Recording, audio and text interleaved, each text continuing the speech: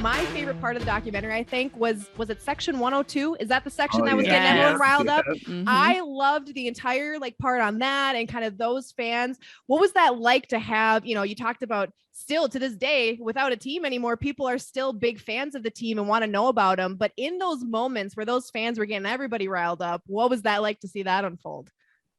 One of the things I hate about, because I'm a big sports fan in general, one of the things I hate about sports is when these franchises say, oh, our team is, our fans are like family to us. It's not true.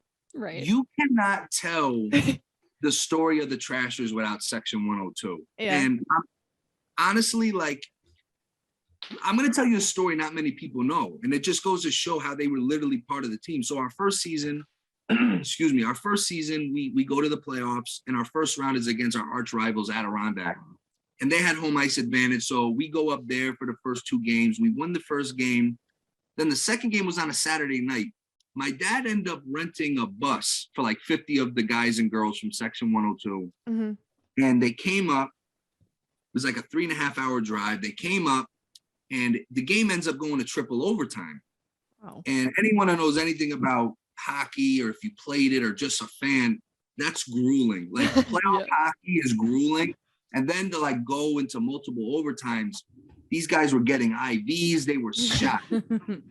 Going into the third overtime, so the intermission going into the third overtime, our guys were literally sweating through their undershirts. They were stopping wet. So a lot of the guys in our section 102 that traveled heard this.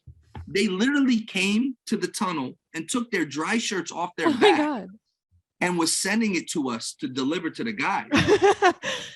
Now, as much as I love them, these guys were definitely not underwear models. So they were sitting up in the stands with no shirt on in the freezing cold, just so our guys had dry shirts.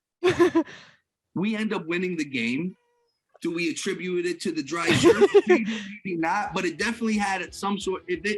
Any sort of advantage we can get, mm-hmm. our fans were in. They were literally taking the shirts off their back for the team.